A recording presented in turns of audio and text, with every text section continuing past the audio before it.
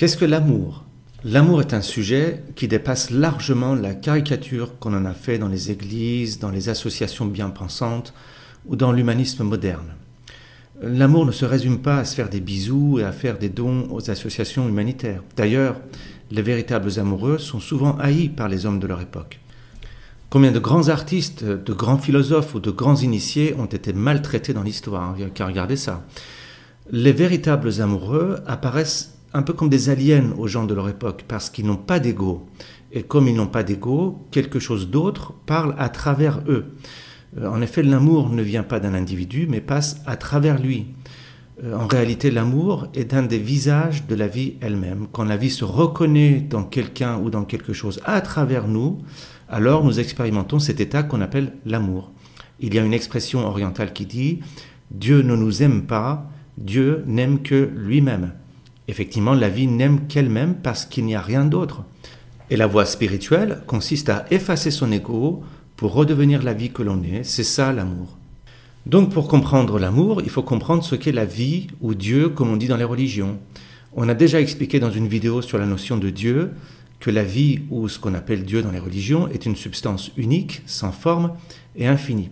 Ceux qui n'ont pas vu cette vidéo sur ce que veut dire réellement Dieu, je leur conseille de la regarder avant d'aller plus loin ici, parce que ça va être assez chaud. Alors, on a dit que la vie ou Dieu est une substance infinie et unique.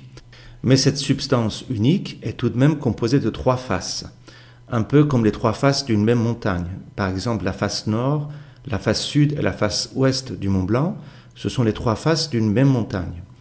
La première face de la vie est la matière, c'est le monde qu'on voit autour de nous, mais aussi le monde qu'on ne voit pas autour de nous, comme les atomes par exemple. Ensuite, la deuxième face de la vie est l'information qui informe la matière, qui lui donne forme. C'est ce qu'on appelle l'intelligence ou la conscience. Les Grecs d'ailleurs appelaient ça le logos ou le verbe. Les Perses appelaient ça la lumière. Les Chinois appelaient ça le Tao. Enfin, la troisième face de la vie est une force qui relie tout ça. Cette force relie les morceaux de matière. On appelle ça la gravité qui relie les masses, ou qui comprime l'espace qui relie les masses, en fait. Cette force relie aussi les informations qui informent la matière entre elles. On appelle cette force l'amour. L'amour, c'est cette force qui relie les créatures douées d'intelligence entre elles. Donc, l'intelligence, la matière et l'amour sont les trois faces de la même substance que les anciens appelaient Dieu et qu'on appelle aujourd'hui la vie. Mais c'est pas fini. Non seulement la vie a trois faces, mais en plus la vie est également graduée suivant des degrés d'intensité. Un peu comme l'échelle des températures.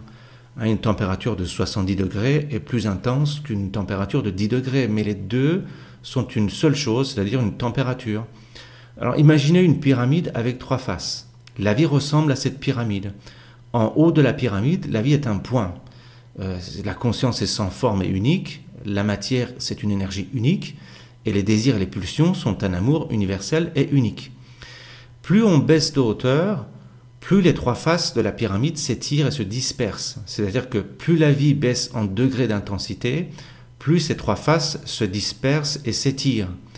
La matière se disperse dans le temps et dans l'espace, ce que les philosophes appellent l'étendue. La conscience s'éparpille sous forme de pensées, d'images et de perceptions éparses. Et l'amour, de son côté, se disperse sous forme de désirs et d'attractions éparses. À l'inverse, plus la vie monte en degrés, plus ces trois faces s'intègrent et se compriment. Les pensées se compriment pour aller vers la conscience, la matière se comprime pour aller vers l'énergie, et les désirs et pulsions se compriment pour aller vers l'amour. Donc, pour atteindre le véritable amour, il faut monter en degrés d'intensité. Il faut passer des désirs et des pulsions à ce qu'on appelle l'amour. Alors comment faire ? On ne peut tout de même pas se forcer à aimer les gens. Au contraire, chacun se sent entouré de connards de toutes sortes. Ça, c'est la vie, l'expérience de chacun. Vouloir contrôler ses affections est très très difficile. Mais cette voie-là existe. Attention, ça s'appelle la voie de la dévotion. Cette chaîne YouTube qu'on a montée ne traite pas du tout de cette voie-là. Mais cette voie-là existe. Par contre, visualisez encore cette pyramide dont on a parlé, cette pyramide qui représente la vie. Pour aller au sommet vers l'amour, il y a face affective qu'on appelle la dévotion, mais il y a aussi deux autres faces. La deuxième face qui mène au sommet est la matière, c'est-à-dire le corps. C'est également difficile, mais ceux qui font du yoga ou les sportifs de haut niveau par exemple, y arrivent à force de discipline corporelle.